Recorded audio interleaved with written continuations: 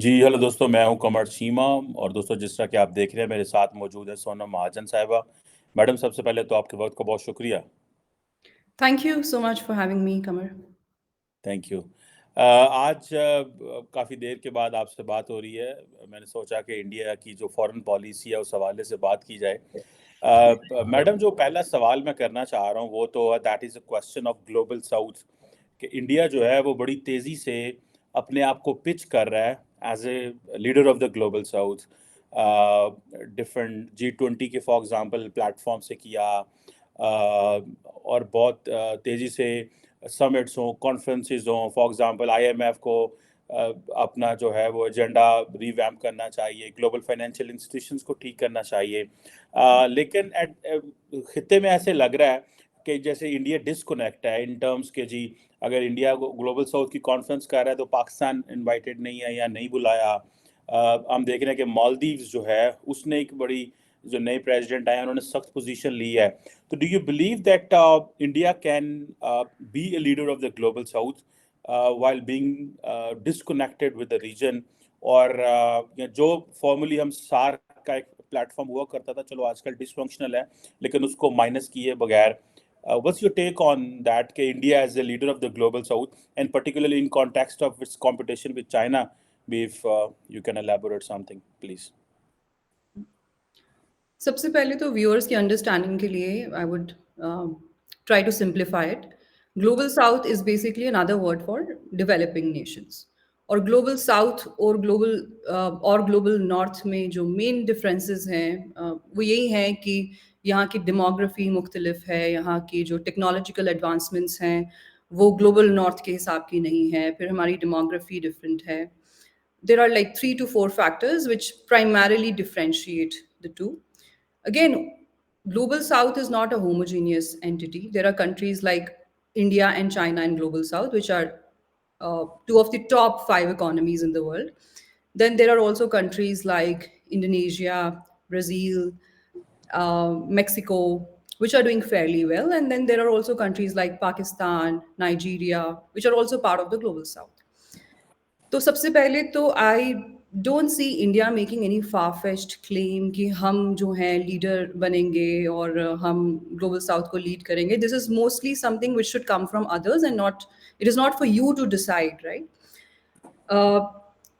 तो ये कहना कि क्या इंडिया अपने आप को ग्लोबल साउथ का लीडर समझता है, I don't think we should be the ones to comment on that. But after G20 summit was successfully conducted by India, it was being said globally that India is fast emerging as the face of the global south. And I'm sure we would like to work in that direction, and we are working in that direction. But having said that, there is a tough competition. There are the Chinese also, who again, you know, excel in so many ways. तो yes, हमारी जो कोशिश रहेगी वो हमेशा रहेगी कि हम जो है चाइना से दिन ब दिन बेहतर करें, या फिर हम अपनी जो हमारी जो नेशनल कॉम्प्रिहेंसिव पावर है उसको ज़्यादा से ज़्यादा स्ट्रेंथन करें. और हमारी कोशिश तो ज़रूर रहेगी कि हम बने ग्लोबल साउथ का जो चेहरा है, जो the emerging face of it. But then only time will tell कि क्या होगा, क्योंकि जो इक्वेशंस हैं जियोपॉलिटिक्स में वो बहुत तेज़ी से चेंज होती जाती हैं. There are lot many developments happening right now. दुनिया भर में अगर आप देखें कहीं पे जंग छिड़ी हुई है, कहीं पे कुछ और तरह के जियोपॉलिटिकल टेंशन्स हैं. पर yes, it it won't be too much to claim अगर मैं ये कहूँ कि हाँ, we are striving to be there. और दूसरी जी बात जी। आपने ये कही कि इंडिया कैसे ग्लोबल साउथ का लीडर बन सकता है अगर इंडिया खिते में आइसोलेटेड है. I don't agree with that claim of yours. क्योंकि इंडिया जितने भी यहाँ के रीजनल जो भी डायलॉग्स हैं, या फिर रीजनल जो भी कॉपरेशन फोरम्स हैं, चाहे आप SCO की बात कर लें, ब्रिक्स की बात कर लें, इंडिया उन सबका हिस्सा है. सिर्फ पाकिस्तान को ना आप अगर इतना एंगेज पाकिस्तान के साथ ना करें, दैट डजंट मीन कि आप ग्लोबली आइसोलेटेड हैं. The players that matter, India is friends with them, is engaging with them on a regular basis. But हमारी अपनी एक फॉरेन पॉलिसी है. We don't give an ideological favour to our policy. तो हम चीज़ें कुछ अलग हिसाब से करते हैं। शायद पाकिस्तान में इसकी अंडरस्टैंडिंग अलग हो, बट हम किसी तरह से नहीं समझते कि हम आइसोलेटेड है या फिर हमारी किसी के साथ कॉपरेशन नहीं है। नहीं मैडम, मैं word isolated, I think I didn't use the word isolated, I was just saying कि डिस्कनेक्ट रह के। फॉर एग्जांपल अगर इंडिया इज अभी रिसेंटली मैं देख रहा था प्राइम मिनिस्टर मोदी एंड एक मेरा ख्याल है काफ़ी एक जनवरी में भी इस साल एक समिट की थी और वर्चुअल अभी भी कुछ हुआ है रिसेंटली। लेकिन उसमें मैं जो वर्ड यूज़ किया डिस्कनेक्ट, इट मीन्स के they are engaging other countries but for example Pakistan ने रिसेंटली पूरी दुनिया में कहा जी कि हमारे यहाँ पे क्लाइमेट क्राइसिस है फॉर इंस्टेंस कि जी हम कार्बन एमिशंस कम है लेकिन because of rains and all that destruction हो रही है। And if India is doing something related to environment, India बहुत काम कर रहा है इस हवाले से, international solar panel and whatever, तो उसमें इंडिया शुड इनवाइट पाकिस्तान, मेरा उसमें, या India should engage with Pakistan, a country which is getting affected by the climate crisis, मैं उस या other than that other debates which are related to the global south, तो उसमें अपने ही नेबर को डिस्कनेक्ट होना, या अभी जैसे हमने मालदीव की बात देखी कि वो आए नए प्रेसिडेंट, उन्होंने कहा जी इंडियन सोल्जर्स चले जाएं, तो ये एक डिस्कनेक्ट मैं इस सेंस में कह रहा हूँ कि आप अफ्रीका में को तो G20 का मेंबर बनाना, India would love to have that, और इंडिया ने बड़ी कोशिश की है and that was successful event by the way G20 का, पर्टिकुलरली हैविंग सारा करना। लेकिन ये डिस्कनेक्ट मैं इस पे बात कर रहा था कि ये डिस्कनेक्ट, डू यू बिलीव के बाकी भी तो कह सकते हैं कि आप कितने में डिस्कनेक्टेड है but you are going beyond. पहले तो आइसोलेशन और डिस्कनेक्ट, अगर हम जिस कॉन्टेक्स्ट में बात कर रहे हैं, इन दोनों में ज़्यादा कोई फ़र्क नहीं रह जाता। दूसरी बात ये, जब दुनिया ये कहेगी तो तब we will deal with it, जब लोग हमें कहेंगे कि आप आइसोलेटेड हैं। तीसरी बात ये कि जो हॉस्टिलिटीज़ जहाँ से शुरुआत होती है, तो सेसेशन में भी उनको ही लीड लेनी चाहिए। अगर कोई ऐसा वाक़या हुआ है जहाँ पाकिस्तान ने कैटेगोरिकली इंडिया से कहा है कि आप हमारी क्लाइमेट चेंज में मदद करें और इंडिया ने मना कर दिया है वेरी स्पेसिफिकली, तो आप मुझे बताएं। अदरवाइज अगर don't get me wrong for using these words, but जब आपके अपना घर खाली होता है तो फिर दुनिया भी आपको चाय पानी नहीं पूछती है। अगर आप किसी के घर जाते हैं ना, अगर अपना पेट भर के जाते हैं तो अगला बंदा भी आपको चाय पानी पूछता है। आप घर से भूखे जाएंगे तो nobody takes you seriously. I don't understand where is this sense of entitlement is coming from कि India should invite Pakistan. I mean a country जिसका आज से 2-3 साल पहले तक एक कैटेगोरिकली एक स्टेटेड गोल था कि हमें we are aiming for undoing of India. India has no reason to engage with such a country which is so full of ideological fervor, which extends to its politics, which extends to its military engagements. अगर पाकिस्तान को India की help चाहिए तो Pakistan should ask for it. India has no reason to engage with a hostile nation, which is Pakistan. नहीं madam, मैं इसमें जो बात कर रहा था वो ये था कि Pakistan is not asking for any bilaterals. Pakistan कह रहा है कि इन केस अगर मल्टीलैटरल अरेंजमेंट्स दुनिया में अगर इंडिया उसको इनिशिएट कर रहा है, जैसे इंडिया बहुत सारे लोगों को मल्टीलैटरल अरेंजमेंट्स का हिस्सा बनाना चाहता है या बनता है, तो जब मल्टीलैटरल डिस्कशंस होती हैं तो उसमें obviously it's not an agenda for one nation, it's an agenda for the entire humanity, because वो आई डोंट नो उसको हिंदी में कैसे बोलते हैं, लेकिन वो जो इंडियन गवर्नमेंट कहती है one world and all that, मैं उस सेंस में कह रहा हूँ। और अगर आपको याद हो जब फ्लड्स आए थे तो India did offer Pakistan support, Pakistan said we don't want that support. So वो एक और पॉलिटिकल चीज़ है, मैं उस पॉलिटिकल में बायलैटरल्स में नहीं जाना चाह रहा, वो हम चले जाएंगे, हम डिस्ट्रैक्ट हो जाएंगे। मैं सिर्फ इस सेंस में बात करना चाह रहा था कि जो मल्टीलैटरल अरेंजमेंट्स हैं जिसमें जैसे फॉर एग्जांपल इंडिया का एक इंटरनेशनल सोलर अलायंस है, it's not for India is not offering bilateral, ये ग्लोबल है, सब आए सब है। तो इसमें मैं जो बात कर रहा हूँ वो ये नहीं कह रहा कि आप पाकिस्तान को बुलाएं या पाकिस्तान और इंडिया का आपस में हो, मैं कह रहा हूँ जो मल्टीलैटरल फोरम्स हैं उसमें there should be a regional unity. उसमें अगर आप एक कंट्री को बाईपास करते हैं, साइड पे करते हैं, तो मैं उस सेंस में कह रहा हूँ, मैं ये नहीं कह रहा कि बायलैटरल तो और चीज़ है, लेकिन मल्टीलैटरल फोरम पे तो सारे इकट्ठे होते हैं, उसमें इंडिया भी कोशिश करता है हम ज़्यादा से ज़्यादा फोरम्स का हिस्सा बने, पाकिस्तान वुड ऑल्सो गो। सो इस सेंस में मैं बात कर रहा था। सो इट्स नॉट अगर दैट आप एक स्पेसिफिक एग्जांपल दें कि कहाँ पर पाकिस्तान ने कोशिश की और इंडिया ने पाकिस्तान के साथ नहीं एंगेज किया, इफ यू कुड, क्योंकि जो आप बात कर रहे हैं रीजनल कॉपरेशन की, उसमें इकोनॉमिक कॉपरेशन भी आ जाती है, मिलिट्री कॉपरेशन भी आ जाती है, you know, there are multiple facets to it. So if you could quote a specific example, I would be in a better position to answer your question, because मुझे नहीं समझ आ रहा कि आप कहाँ है पाकिस्तान को इंडिया मार दे रहा है, क्योंकि हम तो नहीं, बहुत नहीं, सारे नहीं, रीजनल फोरम्स हैं जिसका हिस्सा है, पाकिस्तान भी है, हम भी है. नहीं, नहीं, मैं मैडम उस सेंस में नहीं, मैं ये नहीं कह रहा, बायलैटरल्स में तो बात ही नहीं मैं कर रहा, वो तो एक बिल्कुल डिफरेंट डोमेन अगेन है। मैं स्पेसिफिक जनरली एग्जांपल. एक सिर्फ एक मैं फॉर एग्जांपल ये जो ग्लोबल साउथ की समिट है फॉर एग्जांपल, ये समिट है ना, India invited so many countries. मैं इस सेंस में कह रहा हूँ बिकॉज ये जो एजेंडा है that is for global south, not for the few members of the global south. मैं इस सेंस में कह रहा हूँ, इट्स नॉट अ, मैं टारगेट नहीं कर रहा इंडिया को on on it's personal basis या इंडिविजुअल पे नहीं कर रहा। मैं कह रहा हूँ कि जो मल्टीलैटरल एजेंडा होते हैं वहां पे all Nations get together. For example SCO है, तो बिलावल साहब गए थे वहां पे, इंडिया इनवाइट किया। जब पाकिस्तान में होगा तो पाकिस्तान इंडिया को इनवाइट करेगा। लेकिन ये जो ग्लोबल साउथ है that doesn't belong to one country और few countries, it belongs to many, and there should be engagement in that sense. मेरी सिर्फ इस हद तक एक व्यू है। मेरा वो नहीं है कि इंडिया शुड सपोर्ट पाकिस्तान और पाकिस्तान शुड गेट सपोर्ट, वो एक बिल्कुल डिफरेंट, आपको पता है हमारे बायलैटरल इतने खराब हैं कि उसमें हम जा भी नहीं सकते। मैं सिर्फ मल्टीलैटरल के रेफरेंस से कह रहा हूँ, but anyhow we can move on from this point. जो अगला सवाल मैडम करना चाहता हूँ, डू यू बिलीव कि एक वक्त था जैसे हम करते थे बात जी, नॉन अलाइनमेंट की हुआ करती थी कि जी इंडिया इज नॉन अलाइनमेंट का चैंपियन रहा है, और मैं समझता हूँ वो बड़ी कामयाब पॉलिसी थी मेरी जाती नज़र में।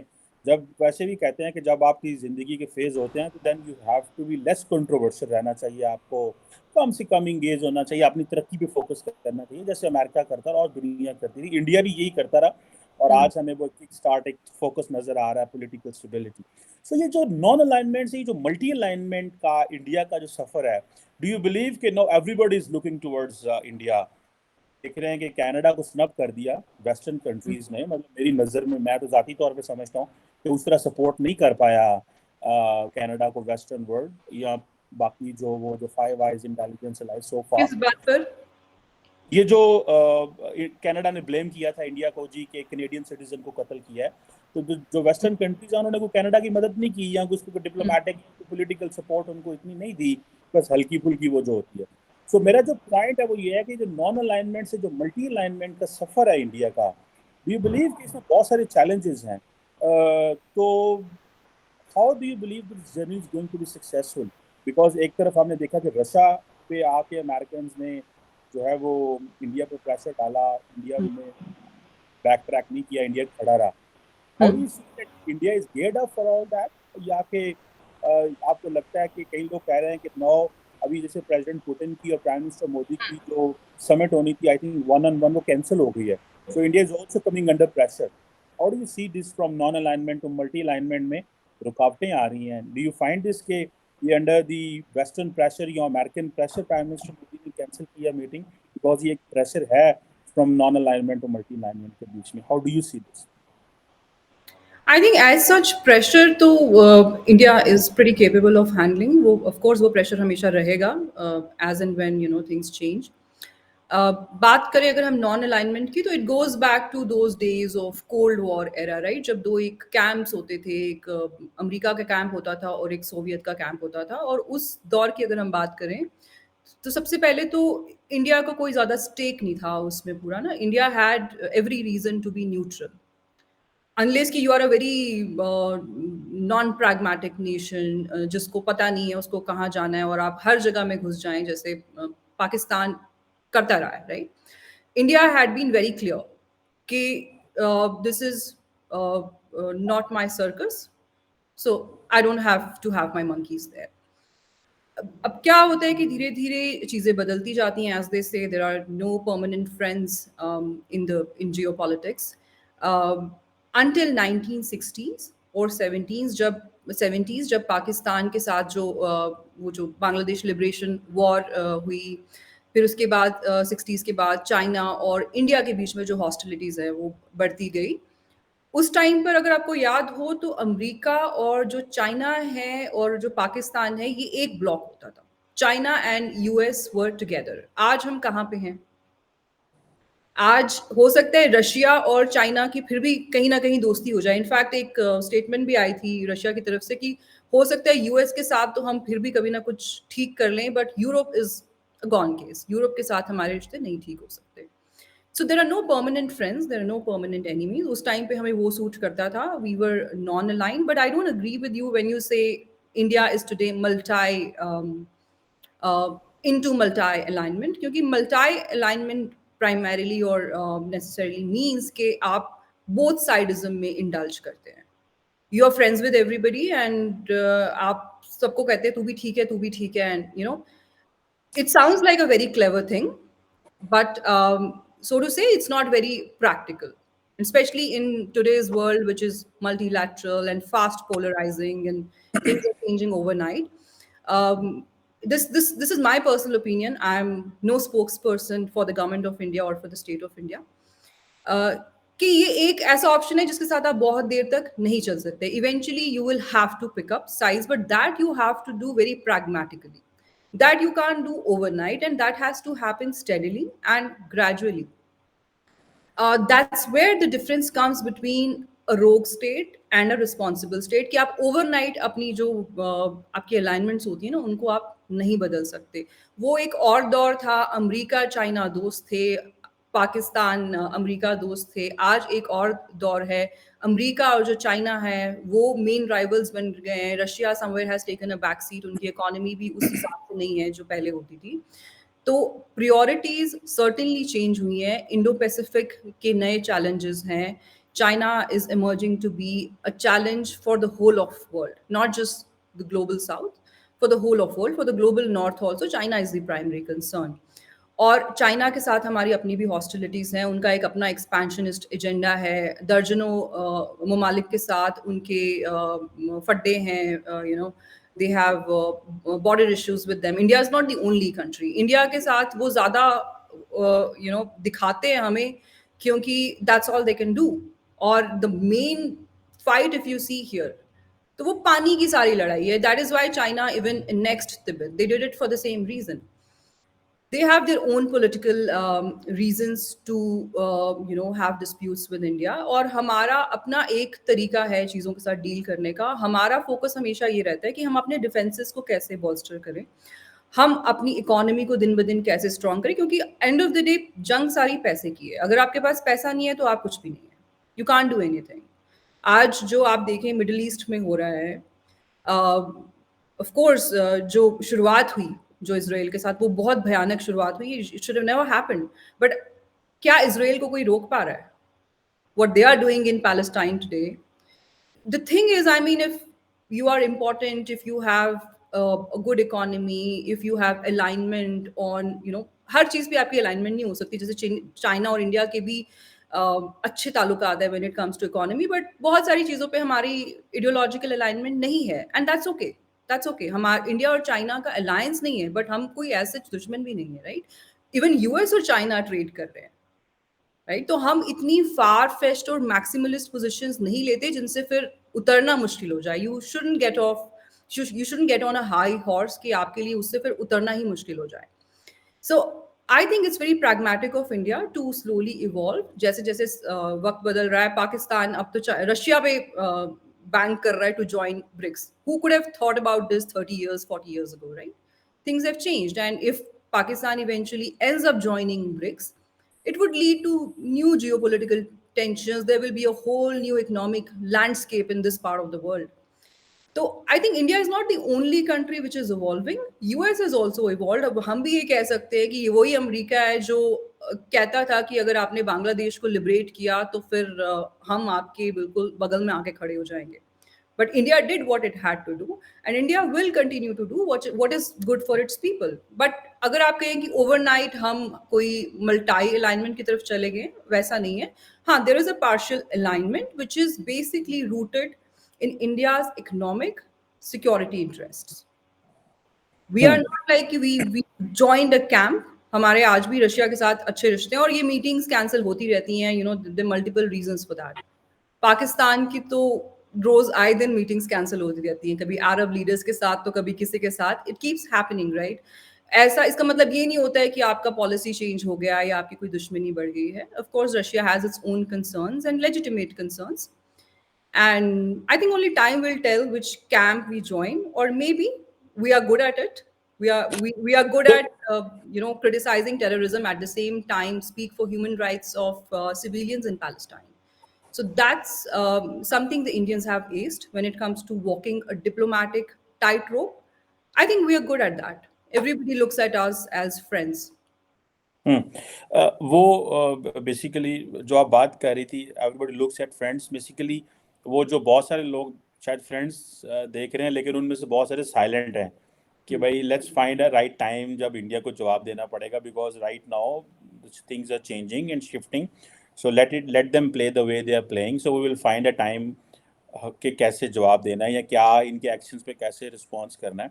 जो आप अभी मैडम बात कर रही थी in terms of कि मल्टी अलाइनमेंट आप समझती हैं नहीं है, लेकिन but at the same time people are saying okay this is SCO, BRICS, ठीक है, दोनों ही ऑलमोस्ट एंटी वेस्ट प्लेटफॉर्म्स हैं almost, I2U2 Quad, and then India के अपने जो बायलैटरल्स हैं 2+2 with Japan, with Australia, with America, वो चलो एक बायलैटरल्स हैं, लेकिन इंडिया उन नए मल्टीलैटरल प्लेटफॉर्म, जैसे मैंने I2U2 एंड क्वाड का जिक्र किया, so India is still there. So ये जो क्वेश्चन है कितनी देर इंडिया वो बैलेंस कर पाता है, दैट इज़ इम्पॉर्टेंट, क्योंकि जब प्राइम मिनिस्टर मोदी ने प्रेसिडेंट पुतिन को कहा था कि this is not an era of war, तो सारे वेस्ट ने बड़ा सेलिब्रेट किया था. मुझे याद है उस साल जो जनरल असेंबली का इजलास हुआ, तो every almost global leader coated prime minister Modi at the UN podium general assembly के, कि भाई उन्होंने बड़ी ज़बरदस्त बात की है. सो उन्होंने समझा ये स्नब किया है उन्होंने. बहरहाल मूविंग ऑन, ये भी एक चीज़ है कि कैसे ये रहता है और कैसे होता है. मैडम ये जो अब एक दो इम्पोर्टेंट और क्वेश्चन है इन टर्म्स ऑफ इंडिया के जो खित्ते के हवाले से है, कि जैसे मैंने कहा कि जी जो ग्लोबल साउथ की डिस्कशन है, इसमें इंडिया अपनी मर्जी से पिक एंड चूज कर रहा है. तो चाइना एंड पाकिस्तान दो इम्पोर्टेंट नेबर हैं. इस वक्त जितनी भी इंडिया को जो ग्लोबल सपोर्ट आ रही है, प्राइमरली मल्टीपल रीजन से. एक वजह यह है कि इंडिया इज़ कैपेबल, इंडिया के अंदर मार्केट है, कंज्यूमरिज्म है, वो सारा कुछ मौजूद है. Second being a neighbour of China as well. ये दोनों चीज़ें अपनी जगह पे, इनका अपना अपना अलग-अलग वजन है अगर हम इसको करें. डू यू बिलीव कि ये जो रिसेंटली हमने देखा, डॉक्टर जयशंकर ने भी कहा कि हम अपने से बड़ी ताकत के साथ क्यों जाके किसी मसले में फंसे. प्राइम मिनिस्टर मोदी भी चाइना के बारे में नहीं बोलते. He doesn't utter a word on China. We haven't heard anywhere. जब उनका दिल करता है पाकिस्तान पे तो गोली गाली चला देते हैं, सारे पॉलिटिशियन है करते हैं. चाइना पे नहीं करते. यहाँ शायद उनको पता है कि चाइनीज़ को मेरी जुबान की समझ नहीं है.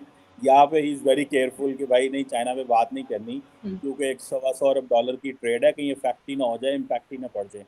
तो how cautious is India to engage with China? ऐसे लग रहा है कि बड़ा केयरफुल है. एक तरफ वेस्ट का प्रेशर है, इंडिया को ये भी दो, डिफेंस डील भी दो, पॉलिटिकल सपोर्ट भी करो, अलायंसेस भी बनाओ, ठीक है, और सब कुछ, और इंडिया हर चीज़ लिए जा रहा है.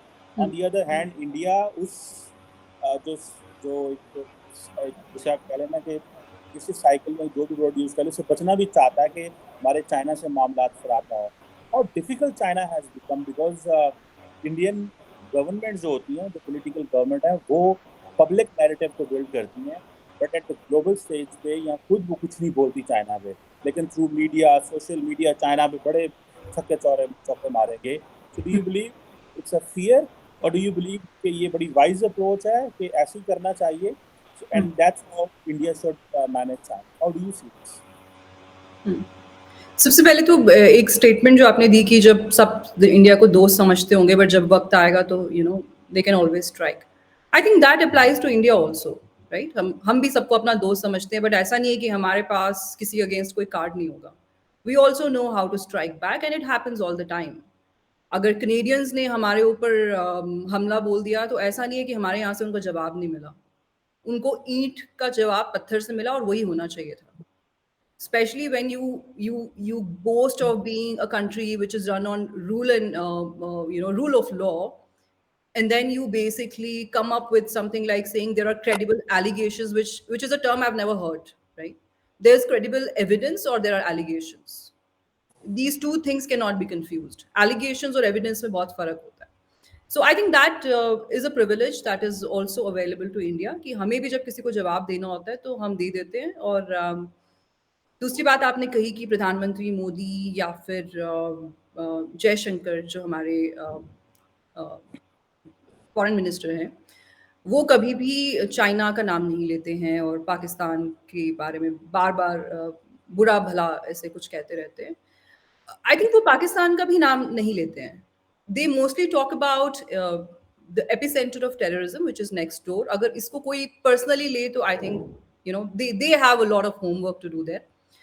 और जो आपने कहा कि जयशंकर साहब ने कहा कि चाइना जो है एक बहुत बड़ा मुल्क है, we are cautious with them. I think it's very pragmatic. बहुत सारे इंडिया में जो कंजर्वेटिव्स थे या फिर जो राइट विंग के लोग थे या फिर लेफ्ट के, दोनों तरफ के लोगों का बड़ा शदीद उसके ऊपर एक रिएक्शन आया कि अरे ये मतलब क्या आप चाइना से डर गए. But the reality is that China's economy is too huge.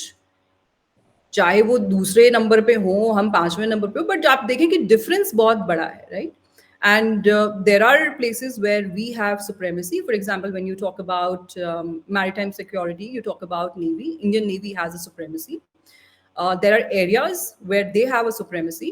And आपका क्वेश्चन ये था कि कैसे इंडिया इन सब चीज़ों से डील करेगा. तो look, I am not a prophet, right? I can't give a prophecy कि आज से 3 साल बाद हम क्या करेंगे. Things are changing overnight. Like I said कि इंडिया की जो प्राइमरीली पॉलिसी ये है अभी जो मुझे समझ में आती है कि हम अपने डिफेंस को ज़्यादा से ज़्यादा बोल्स्टर करें. We are also trying to go towards the theaterization of the army. It's not moving as we expected it to, but it's on the cards. Secondly हम अपनी इकोनॉमी पे काम कर रहे हैं. हमारी ये भी कोशिश है कि हमारी डिपेंडेंसी जो है दिन ब दिन जो दूसरे ममालिक पे, not just China, every other country, वो जितनी हम कम कर सकें उतना हमारे लिए अच्छा है. In when COVID happened, the entire demand and supply chain was disrupted, right? The world was depending on China for so many things. That was a huge lesson in disguise.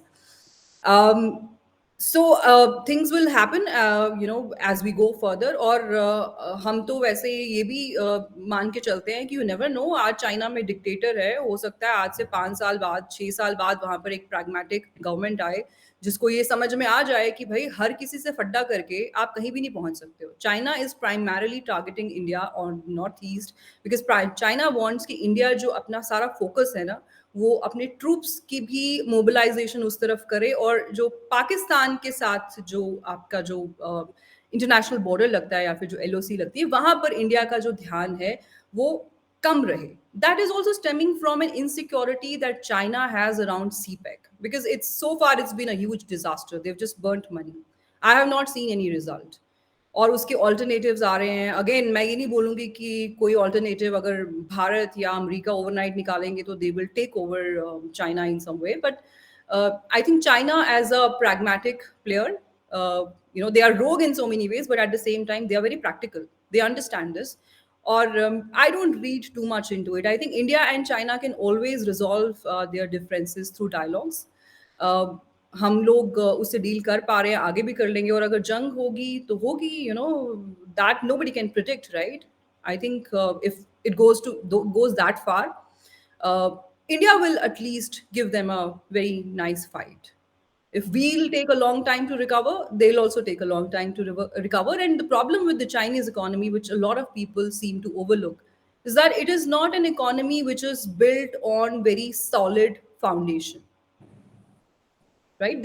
Their economy has grown very artificially and like it was very sudden.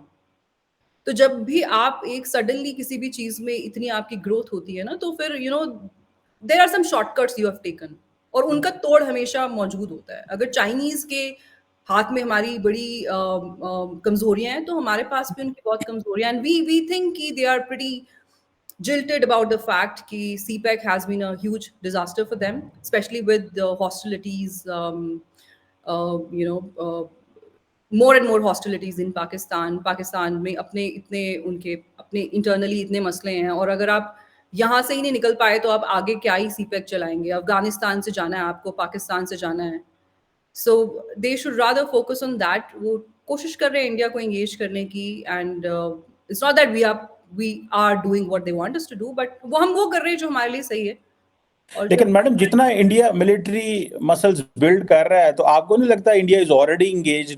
बल्कि अगर आप Indian strategic community को सुने, जो particularly आपके generals हैं, तो वो कहते हैं वी आर ऑलरेडी लेट, एक बात, और सेकंडली वो कह रहे हैं कि हमें तो बहुत पहले बहुत कुछ कर लेना चाहिए था, एंड थैंक्स टू ये जो गलवान पे जो कुछ हुआ है, एटलीस्ट हमारी लीडरशिप उठ खड़ी हुई है, बिल्कुल। वरना ये तो they were not view. So No, आप I इंगेजमेंट agree. नहीं है वो तो I agree with you there that China का हमेशा एक पॉलिसी रहा है कि वो कहते कुछ है करते कुछ है। इनफैक्ट जो हमारी पहले भी उनके साथ जो भी जंगें हुई हैं, we thought कि it will never happen, right? We were not prepared for it. But I think those times are gone. और आप जिन जनरल्स की बातें कर रहे हैं ना, again see it's about he said she said. हर किसी का अपना एक मौक़िफ़ है, हर किसी की अपनी एक लीनिंग है. There are also political actors, who make comments on strategic affairs. In India, we don't take them very seriously. For example, मैं अपनी कोई बात कर रही हूँ. Do you think somebody in the foreign office is paying heed to it?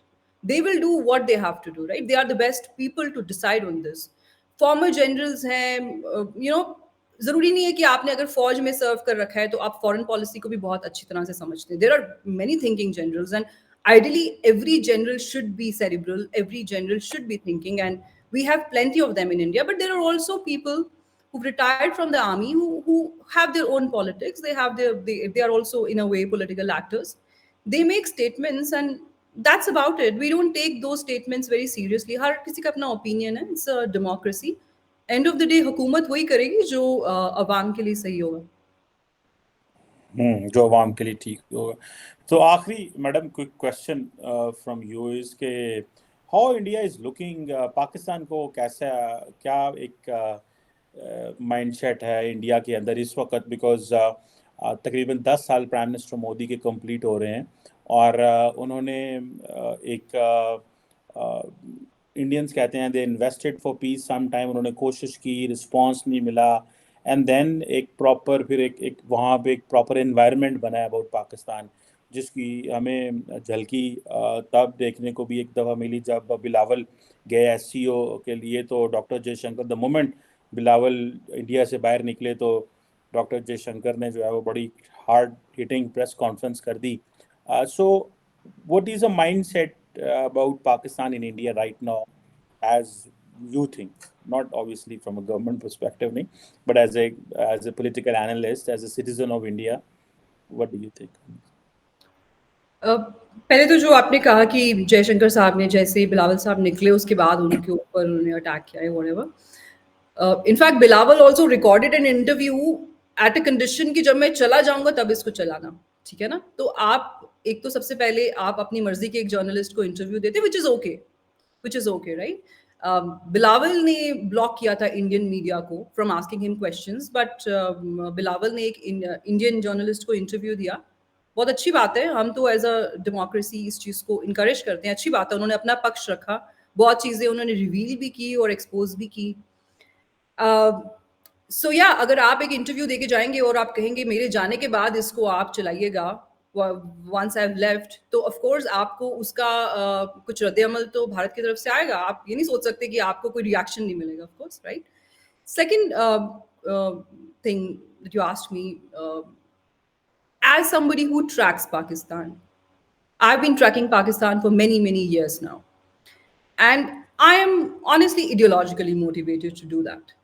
Okay, I've never said this before, but let me tell you, as somebody who's been victim of cross-border terrorism as a minority from Jammu and Kashmir, I have a personal axe to grind here. बहुत सारे लोग मेरे खुद के दोस्त मुझे बोलते हैं कि यार it's a failed country, Pakistan को तो write off कर दो, क्यों उनके बारे में बात करते हो, अपना वक्त क्यों बर्बाद करते हो, you are so educated, you can make so much money, by investing this time somewhere else, but they don't understand where I come from, right? तो जब मेरे जैसे एक इंडिविजुअल एनालिस्ट को इतना ज़्यादा रेजिस्टेंस का सामना करना पड़ता है क्योंकि मैं पाकिस्तान पे बात करती हूँ, तो I think that should give you a good idea about what Indians think of Pakistan today. It's more of a country which has a lot of nuisance value, जिसको भारत में समझते हैं कि यार ये एक रोग नेशन है, ये इनकी खुद की कोई पॉलिटिकल स्टेबिलिटी नहीं है, they don't know where they are going, you know, they have a caretaker government जिसका खुद का पता नहीं है कि कब तक केयर टेकर गवर्नमेंट ही रहेगी। अगर किसी भी मुल्क में केयर टेकर गवर्नमेंट आती है कमर, तो एक उसका एक डिफाइंड पीरियड होता है ना कि ये इलेक्शन होंगे फिर ये जाएंगे। पाकिस्तान में जो चुनी हुई गवर्नमेंट्स होती हैं वो कभी भी उड़ जाती हैं, केयर टेकर गवर्नमेंट्स जो होती हैं वो पता नहीं कितनी देर तक रह जाती हैं। So a country which doesn't even have an elected government as a democracy, honestly we are clueless how to deal with them. और मुझे लगता है कहीं ना कहीं भारत में ये एक अंडरस्टैंडिंग भी आ चुकी है कि जितना आप वक्त पाकिस्तान पे इन्वेस्ट करेंगे वो बर्बादी है वक्त की। और लाइक आई सेड, हॉस्टिलिटीज का की सेसेशन की जिम्मेदारी उसी साइड पर होती है जो उसकी शुरुआत करता है। Look, we are not interested in taking any of your territory. हम नहीं बोल रहे कि बलोचिस्तान आप हमें दे दें या सिंध आप हमें दे दें, you know, that's your territory. एक इंडिया पाकिस्तान की पार्टीशन हो चुकी है, no matter how bitter it was, how bloody it was. There's a world order in place. We accept the Pakistani state for what it is. But I think instead of asking others, आप हमारे बारे में क्या सोचते हैं? I'm sorry, but I think the Pakistanis need to focus on their own issues and first figure out कि आपका जो कौमी बयानिया है वो क्या है? आप जाना कहाँ चाहते हैं? आप भारत के साथ रिश्ते अच्छे रखना चाहते हैं, खराब रखना चाहते हैं? Because that also keeps changing, right? Your general says one thing, your politician says another. So that's very confusing to Indians. And I'm sorry, but Pakistan ने अपने लिए खुद के इतने गड्ढे खोद रखे हैं ना कि I don't think you need an enemy which is not domestic. आप अपने अंदर देखें, अपनी चीजें सॉर्ट करें, and I think if you grow, right, आपके पीछे सब झकमरा के आएंगे। That is how it works, right? जब आपकी खुद की कुछ औकात होती है तो दुनिया खुद आपके पास आती है कि भाई हमारे साथ ये अलायंस कर लो, हमारे साथ इस डायलॉग में आ जाओ। आज भारत के साथ क्या हो रहा है? ये वही अमेरिका है जो हमें लिफ्ट नहीं कराता था, जो हमें कहता था कि तुम बांग्लादेश को लिबरेट कराओगे, देखो हम तुम्हारे साथ क्या करते हैं, राइट? ये वही अमेरिका है। ये वही पाकिस्तान अमेरिका है जो कहते थे कि यू नो ये हमारी सबसे बड़ी मेजर नॉन नेटो एलाई है। आज आप देखें US and America, see as someone who is pragmatic, I won't ever write off the relationship between US and America, sorry US and Pakistan. बहुत सारे लोग इंडिया में कहते हैं कि ये तो खत्म हो चुका है। आई थिंक जो इस तरह के कंट्रीज होती है ना, चाइना, यूएस, जो कोल्ड वॉर के दौर से आ रखी है, उनका एक मेजर एक वो रहता है, हमेशा एक एजेंडा रहता है कि हमें टॉप पे बने रहना है, बाकी सब उनके लिए प्रॉप्स होते हैं। अब कुछ मर्सिनरी कंट्रीज होती हैं जो कहती हैं कि हाँ हमें एज अ प्रॉप यूज करो क्योंकि हमारा खुद का तो कोई विजन है नहीं, तुम हमें जैसे यूज करना चाहो कर लो। कुछ ममालिक होते हैं जो चाहे छोटे होते हैं, उनका कोई इतना स्टेक नहीं होता, बट उनमें सेल्फ रिस्पेक्ट बहुत होती है। I won't go to the extent of saying कि हम कोई विश्व गुरु बन गए हैं या हम कोई ग्लोबल पावर बन गए हैं, but I think we have our priorities sorted. हमारे में बहुत ज्यादा सेल्फ रिस्पेक्ट है। हम चाहते हैं हम दुनिया को इज्जत दें, दुनिया हमें इज्जत दे। हमारे जो भी आपस में किसी के साथ रिलेशंस हो, that should be based on mutual interests and respect, and that is how it is. I think Pakistan is not a player that India is paying too much attention to right now. Yeah. ठीक, thank you very much, Sonam Mahajan साहब. Thank you for your time. Thank you for your comments. बहुत शुक्रिया. Thank you.